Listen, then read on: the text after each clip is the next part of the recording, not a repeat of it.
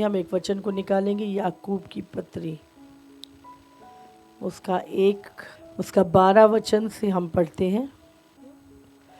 धन्य है वो मनुष्य जो परीक्षा में स्थिर रहता है, क्योंकि वो खरा निकलकर जीवन का वो मुकुट पाएगा जिसकी प्रतिज्ञा प्रभु ने अपने प्रेम करने वालों से की है। यहाँ पे प्रभु कहता है धन्य है वो मनुष्य जो परीक्षा में स्थिर रहता है। अगर आप परीक्षा में स्थिर हैं और खरे निकलकर, प्रभु कहता है क्योंकि वो खरा निकलकर, जब परीक्षा में आप स्थिर रहते हैं इसका मतलब आप खरा निकलकर जीवन का वो मुकुट पाएंगे जिसकी प्रतिज्ञा प्रभु ने अपने प्रेम करने वालों से की है। जब किसी की परीक्षा हो तो वो ये ना कहे कि मेरी परीक्षा परमेश्वर की ओर से होती है, क्योंकि ना तो बुरी बातों से परमेश्वर की परीक्षा हो सकती है और ना वो किसी की परीक्षा आप करता है, परंतु प्रत्येक व्यक्ति अपनी ही अभिलाषा से खिंचकर और फंसकर परीक्षा में पड़ता है। फिर अभिलाषा गर्भवती होकर पाप को जनती है और पाप जब बढ़ जाता है तो मृत्यु को उत्पन्न करता है। हालेलुया। तो सचमुच हम यहाँ पर इस वचन को जब पढ़ते हैं तो बहुत सारे बार हम कहते हैं कि अरे ये तो परीक्षा परमेश्वर ने मुझ पे डाल दी, मैं परीक्षा में पड़ गया, शैतान मेरे जीवन में परीक्षा ले आया और बहुत सारी चीज़ें। लेकिन आपको याद रखना है कि परमेश्वर बुरी बातों से परमेश्वर हमारी कभी परीक्षा नहीं करता, और लेकिन हमारे जीवन में हमारी जो अभिलाषाएं हैं, प्रभु कहता है परंतु प्रत्येक व्यक्ति, हर मनुष्य क्या है, अपनी ही जो उसकी अभिलाषाएं होती हैं, लालसाएं होती हैं, है ना, शरीर की अभिलाषा, आँखों की अभिलाषा से खिंचकर और फंसकर परीक्षा में पड़ता है। समझ रहे? धन का लोभ, शरीर की अभिलाषाएं, ये सब से खिंचकर ही मनुष्य परीक्षा में पड़ता है। फिर अभिलाषा क्या करती है, मन में जो इच्छाएं आती हैं, जब हम उसको पूरा करने के लिए क्या करते हैं, खिंच जाते हैं, फंस जाते हैं उसमें, फिर हम क्या करते हैं, उन इच्छाओं को पूरा करते हैं। और वो जब वो इच्छाएं गर्भवती होती हैं, लिखा है वो पाप को उत्पन्न करती हैं, और पाप जो है वो मृत्यु को उत्पन्न करता है। तो सचमुच आज मैं बात कर रही थी कि परमेश्वर ने हमारी ज़रूरतों को पूरा करने का वायदा किया है ना। अगर हम बाइबल पढ़ें तो उसमें मत्ती 7 अगर हम निकालें तो हम उसमें पढ़ते हैं एक वचन 6 का 31। इसलिए तुम चिंता करके ये ना कहना कि हम क्या खाएंगे या क्या पिएंगे या क्या पहनेंगे, क्योंकि अन्य जाति इन सब वस्तुओं की खोज में रहते हैं, परंतु तुम्हारा, ध्यान से सुनिए अभी, परंतु तुम्हारा स्वर्गीय पिता जानता है कि तुम्हें इन सब वस्तुओं की आवश्यकता है। इसलिए पहले तुम परमेश्वर के राज्य और उसके धर्म की खोज करो तो ये सब वस्तुएं भी तुम्हें मिल जाएंगी। हालेलुया। तो यहाँ पर हम देख रहे हैं कि परमेश्वर जो है वो हमारी ज़रूरतों को, आवश्यकताओं को जानता है। हालेलुया। एक मनुष्य की जो आवश्यकता है, अगर इस समय आप सोचें तो कितनी है, कितनी आवश्यकता है एक व्यक्ति की, है ना। अगर 5 लोग खड़े हैं तो 5 लोगों की नीड क्या है, हाँ, खाना, पीना और पहनना।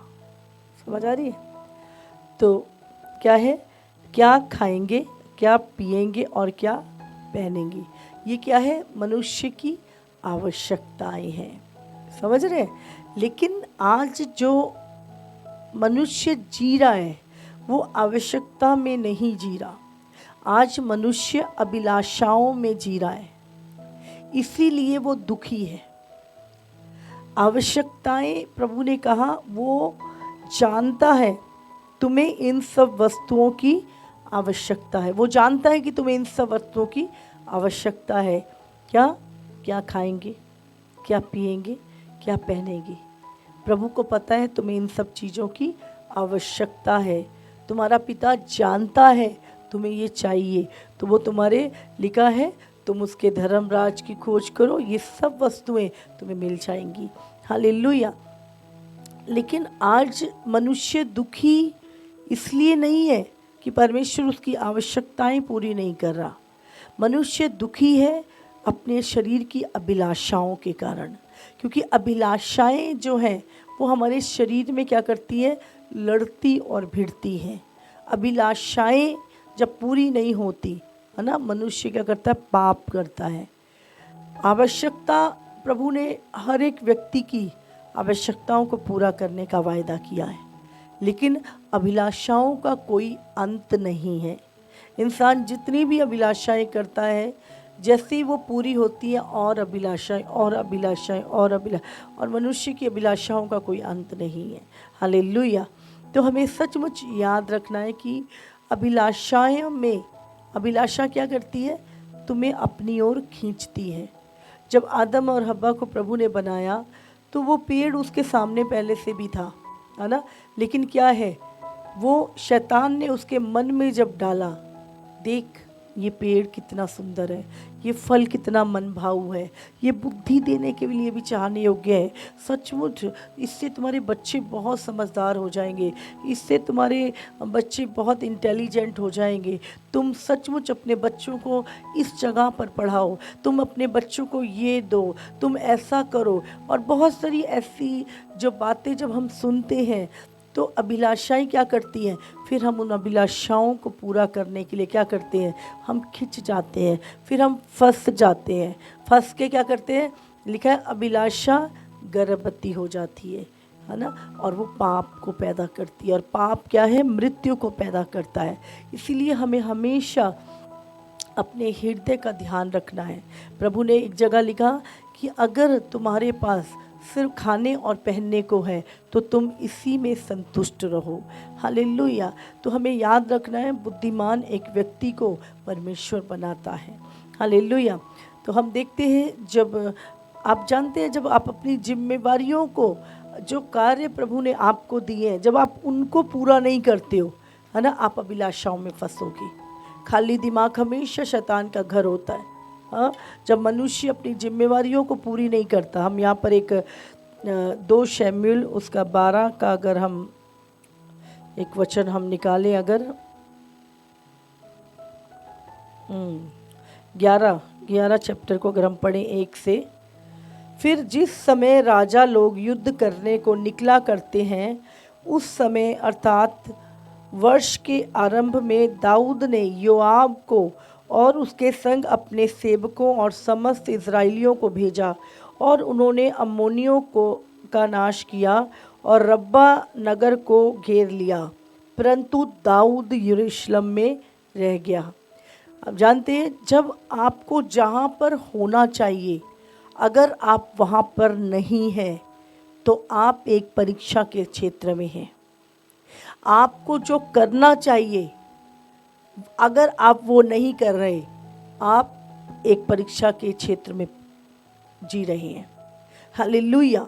तो यहाँ पर हम देखते हैं कि ये जो समय था, वर्ष का आरंभ, इस समय पर जो एक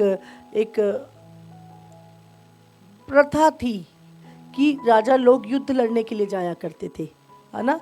लेकिन क्या हुआ, दाऊद को इस समय क्या जाना था, युद्ध लड़ने के लिए जाना था। उसको अपनी सेना की अगुवाई करनी थी, लेकिन उसने क्या किया, वो खुद नहीं गया, उसने योआब को भेज दिया, जाओ तुम युद्ध लड़ के आओ। भले अम्मोनियों से उन्होंने युद्ध जीता, और दाऊद कहाँ, दाऊद को युद्ध में होना चाहिए था, लेकिन दाऊद कहाँ रह गया, दाऊद यरूशलेम में रह गया। और जब यरूशलेम में रहा, है ना, तो अभी क्या हुआ, सांझ के समय दाऊद पलंग पर से, 2 में लिखा है, उठकर अपने क्या कर रहा है, सांझ को अपने पलंग, सांझ के समय अपने पलंग पर लेटा है, और पलंग से उठकर राजभवन की छत पर टहल रहा था, और छत पर से उसको एक स्त्री जो अति सुंदर थी नहाती हुई देख पड़ी। तब दाऊद ने भेजकर उस स्त्री को पूछवाया। तब किसी ने कहा, क्या ये एलियाम की बेटी और हित्ती उरिय्याह की पत्नी बैतसैदा नहीं है? तब दाऊद ने दूत भेजकर उसे बुलवा लिया, और वो दाऊद के पास आई और वह उसके संग सोया। वो तो ऋतु से शुद्ध हो गई थी। तब वो अपने घर लौट गई और वह स्त्री गर्भवती हुई। तब दाऊद के पास कहला भेजा कि मुझे गर्भ है। समझ रहे हैं? उसको कहाँ होना था? युद्ध के स्थान पर, युद्ध स्थल पर। लेकिन क्या किया? वो नहीं गया, वो यरूशलेम में रह गया, अपनी सेना भेज दी। समझ रहे? और अब क्या कर रहा है? अपने पलंग पे लेटा है, और शाम को संध्या के समय अपने पलंग से उठ के क्या कर रहा है? छत पे टहल रहा है। और वहाँ पर एक स्त्री नहाती हुई अपनी शहरपनाह से देखी, और ये कौन है पता का लगाओ, ये तो उरिय्याह की पत्नी है, जाओ इसको बुलवाओ। उसके संग सोया। समझ आ रही है आपको? अब क्या है, जबकि बताया जाता है कि उसकी बहुत सारी रानियां थीं, हाँ, बहुत सारी रखेलियां थी उसकी, उसके बावजूद भी जब आप सचमुच जब आप वो काम नहीं कर रहे होते जहाँ प्रभु ने आपको ठहराया है, आप हमेशा गलत स्थान पे पाए जाओगे, और वहाँ वही आपका परीक्षा का स्थान होगा। मैंने बहुत बार लोगों को देखा है, जहाँ उनको ठहराओ वो वहीं पे होते ही नहीं है, जहाँ उनको जिम्मेवारी दो वो वहाँ से भाग जाते हैं और वो परीक्षा में पढ़ते हैं। प्रभु ने तुम्हें जहाँ ठहराया है बने रहो, बने रहो। और बाइबल में लिखा है, तब दाऊद ने योआब के पास कहला भेजा, हित्ती उरिय्याह को मेरे पास भेज दो। तब योआब ने उरिय्याह को दाऊद के पास भेज दिया, और उरिय्याह उसके पास आया। तब दाऊद ने उससे योआब और सेना का कुशल क्षेम और युद्ध का हाल पूछा। तब दाऊद ने उरिय्याह से कहा, अपने घर जाकर अपने पाँव धो। और उरिय्याह राजभवन से निकला, और उसके पीछे राजा के पास से कुछ इनाम भेजा गया। परंतु उरिय्याह अपने स्वामी के सब सेवकों के संग राजभवन के द्वार पे लेट गया और अपने घर ना गया। तब दाऊद को ये समाचार मिला, उरिय्याह अपने घर नहीं गया। तब दाऊद ने उरिय्याह से कहा, क्या तू यात्रा करके नहीं आया तो अपने घर क्यों नहीं गया? उरिय्याह ने दाऊद से कहा, जब संदूक, परमेश्वर का संदूक और इज़राइल और यहूदा झोंपड़ियों में रहते हैं, और मेरा स्वामी योआब और मेरे स्वामी के सेवक खुले मैदान पर डेरे डाले हुए हैं, तो मैं घर जाकर खाऊं पीऊं? क्या मैं घर जाके खाऊं पीऊं और अपनी पत्नी के साथ सोऊं? तेरे जीवन की शपथ और तेरे प्राण की शपथ कि मैं ऐसा काम नहीं करने का। दाऊद ने उरिय्याह से कहा, आज यहीं रहे और कल मैं तुझे विदा करूँगा। इसलिए उरिय्याह उसी दिन और दूसरे दिन भी यरूशलेम में रहा। तब दाऊद ने उसे नेवता दिया और उसके सामने खाया पिया, और उसी ने उसे मतवाला किया, और सांझ को वो अपने स्वामी के सेवकों के संग अपनी चारपाई पर सोने को निकला, परंतु अपने घर ना गया। सवेरे दाऊद ने योआब के नाम पर एक चिट्ठी लिखकर उरिय्याह के हाथ में भेज दी। उस चिट्ठी में ये लिखा था कि सबसे घोर युद्ध के सामने उरिय्याह को रखना, तब उसे छोड़कर लौट जाओ तो वो घायल होकर मर जाए। आप देख रहे हैं, जब मनुष्य का मन करप्ट हो जाता है, जब मनुष्य का मन अभिलाषा से भर जाता है, पाप से भर जाता है, हाँ, उसको कोई चिंता नहीं कि मेरे सैनिक, मेरे लोग जो है वो युद्ध में वहाँ पर हैं, उसका ध्यान उस स्त्री की तरफ है। हाँ, वो उस समय भी उसने उरिय्याह को बुलाया, उसके पति को बुलाया, उससे रूत का हाल जाला, उसको कहा तू घर चला जा। वो कहता कैसे? कहता तेरे सैनिक वहाँ पे खुले मैदान में पड़े हैं, मेरा जो मालिक स्वामी है योआब वो युद्ध लड़ रहा है, और मैं क्या जाके खाऊं पीऊं और अपनी पत्नी के साथ सोऊं? क्या मुझे ये शोभा देता है? बोला नहीं, मैं नहीं जाऊँगा अपने घर, मैं यहीं पे उसके फाटक पे, उसके गेट पे वो लेटा रहा। और दाऊद यहाँ पर क्या उसके लिए योजना बना रहा है? हाँ, दाऊद ने क्या बोला उसको, योआब को, कि जो सबसे, क्योंकि इसको युद्ध लड़ना नहीं आता था, ये एक पीछे का सैनिक था, उसको क्या बोला? घोर युद्ध, जहाँ पे सेनापति लड़ते हैं, इसको घोर युद्ध में के बीच में रखना, फ्रंट पे रखना, क्योंकि उसको लड़ना नहीं आता और वो क्या होगा? वो मर जाएगा। और ऐसा ही हुआ, उसे वो लड़ाई लड़नी नहीं आती थी और उसको जब घोर युद्ध में रखा तो हित्ती उरिया, बाइबल में लिखा है, वो मर गया। और उसके बाद क्या हुआ? जब वो मर गया तो जब उरिया की स्त्री ने सुना कि मेरा पति मर गया, तब वो अपने पति के लिए रोने पीटने लगी। और जब उसके विलाप के दिन बीत गए तब दाऊद ने उसे बुलवाकर अपने घर में रख लिया और वो उसकी पत्नी हो गई और उसके पुत्र उत्पन्न हुआ। परंतु उस काम से जो दाऊद ने किया था यहोवा क्रोधित हुआ। हालेलुया। मैं हमेशा हमेशा यही बोलती हूँ कि जो जिम्मेवारी प्रभु ने आपको दी है, जो जिम्मेवारियाँ प्रभु ने अपने घर की, है ना, आपके घराने की, जो भी जिम्मेवारी खुदा ने जहाँ भी आपको रखा है, ईमानदारी से बने रहिए, उस जगह पे ठहरे रहिए।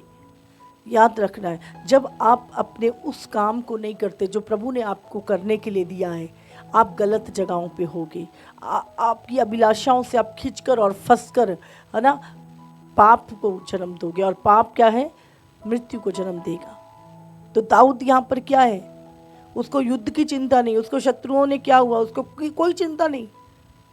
उसको वो स्त्री को बुलाया, उसके साथ सोया, उसके बाद उसके पति को मरवाने की योजना बना रहा है, समझ रहे? और यहाँ पर फिर प्रभु ने अपने, उसको लगा कि ये सब हो गया, किसी को पता भी नहीं चला, मेरा काम पूरा हो गया। मनुष्य के मन में जब अभिलाषाएं पैदा हो जाती हैं, मैं आपको बता रही हूँ, वो व्यक्ति का ध्यान सिर्फ और सिर्फ उस अभिलाषाओं को पूरा करने के लिए वो किसी भी हद तक जा सकता है, किसी भी हद तक। और यहाँ पर हम देखते हैं कि जब दाऊद के पास, यहोवा ने दाऊद के पास नातान को भेजा और उसने बताया कि एक जगह पर एक निर्धन व्यक्ति था, उसके पास एक भेड़ की बच्ची थी और एक राजा था, उसके पास बहुत सारा कुछ था, फिर भी उसने उस भेड़ की बच्ची को छीन लिया, उसे मरवा दिया। तो जब दाऊद कहानी सुन रहा तो बड़ा गुस्सा आया, बोला उसको तो मार देना चाहिए, उसको मौत की सज़ा मिलनी चाहिए। तो उसने कहा कौन है वो? उसने बोला तू है, तूने ये काम किया है। दाऊद को लगा कि किसी को पता नहीं है। जब एक व्यक्ति पाप में होता है और पाप की अभिलाषाएं उसके मन में होती हैं, उसे लगता है कि किसी को पता नहीं है। लेकिन मैं आपको बता रही हूँ, अगर आप परमेश्वर के जन हैं तो परमेश्वर आपके मन की युक्तियों को जानता है, आपके मन की अशुद्ध विचारों को जानता है। आप उस युक्ति को पूरा करने के लिए, क्योंकि वो व्यक्ति उस अभिलाषाओं को पूरा करने के अलावा उसका फोकस हर जगह से वो अपनी जिम्मेवारियों से हट जाता है। और यही होता है, पाप से खींचकर वो अभिलाषा क्या है? पाप को जन्म देती है।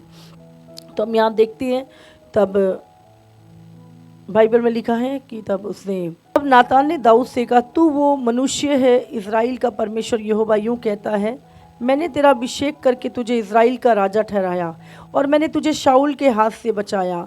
फिर मैंने तेरे स्वामी का भवन तुझे दिया, तेरे स्वामी की पत्नियां तेरे भोग के लिए दी, और मैंने इज़राइल और यहूदा का घराना तुझे दिया था। और यदि ये भी थोड़ा था तो मैं तुझे और भी बहुत कुछ देने वाला था।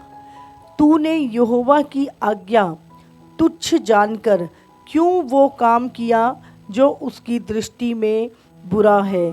हित्ती उरिया को तूने तलवार से घात किया और उसकी पत्नी को अपनी कर लिया, और उरिया को अम्मोनियों की तलवार से मरवा डाला है। इसलिए अब तलवार तेरे घर से कभी दूर ना होगी, क्योंकि तूने मुझे तुच्छ जानकर हित्ती उरिया की पत्नी को अपनी पत्नी कर लिया है। यहोवा यूँ कहता है, सुन, मैं तेरे घर में से विपत्ति उठाकर तुझ पर डालूंगा और तेरी पत्नियों को तेरे सामने लेकर दूसरा। तो यहाँ पर क्या है? प्रभु का क्रोध भड़क गया, परमेश्वर का क्रोध भड़क गया। बोले मैंने तेरे को इतना कुछ दिया, अभी भी अगर कम था, थोड़ा था, तो अभी तो मैंने बहुत कुछ तुझे और देना था। हाँ, कई बार क्या होता है, परमेश्वर हमारे लिए एक बड़ी योजना बनाता है, प्रभु हमें अभी बढ़ाने की योजना बना रहा होता है, लेकिन हम थोड़े से में ही क्या होते हैं? विश्वासघात कर लेते हैं। हम थोड़े में ही, अभी तो परमेश्वर हमारी फेथफुलनेस को देखकर हमारे लिए कुछ योजनाएं बना रहा होता है, हमारे लिए कुछ ब्लेसिंग प्रभु देने वाला होता है, लेकिन हम क्या करते हैं? हम उसी एक अभिलाषा के पीछे जाकर अपनी कॉलिंग को गवा लेते हैं, अपनी आशीष को गवा लेते हैं, अब प्रभु के उस प्लान को ख़त्म कर लेते हैं, उस दर्शन को अपने जीवन से ख़त्म कर लेते हैं। और उसके बाद बाइबल में लिखा है ऊरे की पत्नी जो दाऊद के द्वारा, हाँ, उसके एक बेटा हुआ और वो रोगी हुआ और वो बेटा मर गया। समझ रहे हैं? तो परमेश्वर हमें याद रखना है कि प्रभु ने हमारी आवश्यकताएं पूरी करने के लिए कहा। तो दाऊद को कहाँ होना था?